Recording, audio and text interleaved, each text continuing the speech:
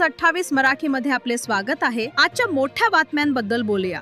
तळपत्त्या उन्हात मनोज जरांगे पाटील यांचे आमरण उपोषण, विखे पाटील यांची भेट, सरकारकडून मागण्यांवर लेखी ड्राफ्ट। मराठा आरक्षण आणि मराठा समाजाच्या विविध प्रलंबित मागण्यांसाठी मराठा आंदोलनाचे नेते मनोज जरांगे पाटील यांनी आज अंतरवली सराटी येथे आमरण उपोषणास सुरुवात केली। सुमारे 47 अंश सेल्सिअस तापमानाच्या तळपत्त्या उन्हात शेतजमिनीवर बसून त्यांनी आंदोलनाचा निर्धार व्यक्त केला। मराठा समाजाच्या न्याय्य मागण्यांची पूर्तता होत नसल्याने हा संघर्ष सुरू करण्यात आल्याचे त्यांनी स्पष्ट केले। उपोषण सुरू होताच राज्यातील राजकीय घडामोडींना वेग आला।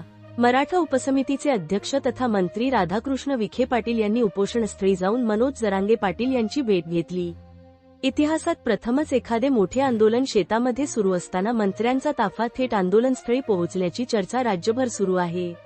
भेटीदरम्यान विखे पाटील यांनी सरकारच्या वतीने विविध मागण्यांबाबतचा लेखी ड्राफ्ट मनोज जरांगे पाटील यांच्याकडे सुपूर्द केला। मात्र या ड्राफ्टवर अभ्यासक, तज्ज्ञ आणि समाज बांधवांशी चर्चा करूनच अंतिम निर्णय जाहीर करण्यात येईल, असे जरांगे पाटील यांनी स्पष्ट केले। सरकारच्या लेखी ड्राफ्टमधील प्रमुख मुद्दे: राज्य सरकार संबंधित अधिकाऱ्यांना अधिकृत सूचना जारी करणार, नोंदी, प्रमाणपत्रे किंवा जात वैधता प्रमाणपत्र देण्यास टाळाटाळ करणाऱ्या अधिकाऱ्यांवर निलंबनाची कारवाई करण्यात येईल। मिळालेल्या सुमारे 58 लाख नोंदींनुसार पात्र नागरिकांना कुणबी प्रमाणपत्र आणि जात वैधता प्रमाणपत्र देण्यात येईल। वितरित प्रमाणपत्रांची यादी समाजासाठी उपलब्ध केली जाईल। हैदराबाद गॅझेटियरच्या आधारे दाखले देण्यासाठी SOP स्टँडर्ड ऑपरेटिंग प्रोसिजर तयार करण्यात आली आहे। जात पडताळणी प्रक्रियेचा दर 15 दिवसांनी आढावा घेतला जाईल।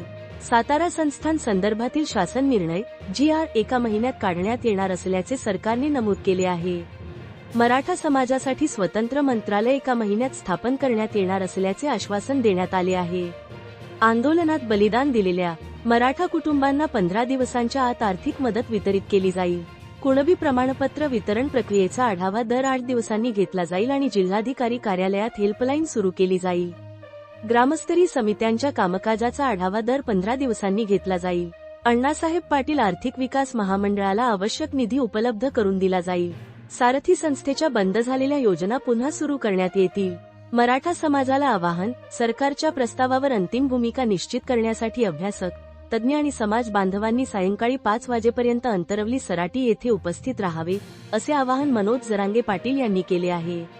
परिसरात 40 अंशांपेक्षा अधिक तापमान असल्याने येणाऱ्या बांधवांनी पांढरे कपडे परिधान करावेत, डोक्यावर टोपी किंवा टापर घ्यावा, तसेच पुरेसे पाणी सोबत ठेवावे, असे आवाहनही करण्यात आले आहे।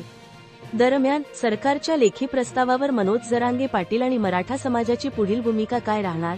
उपोषण मागे घेतले जाणार की आंदोलन अधिक तीव्र होणार, याकडे संपूर्ण महाराष्ट्राचे लक्ष लागले आहे। सुधीर रणनवरे, पुणे विभाग ब्युरो यांचा अहवाल। सगळ्यांनी तुम्हाला ही ड्राफ्ट दाखवायचा, यानुसार GR काढायचे का, यानुसार सूचना द्यायच्यात का, तुम्ही म्हणजे ओके किंवा याच्यात बदल करा। तर मी पटेल साहेबाला तुमच्या समोर सांगतो की ही बदल करायचा साहेब।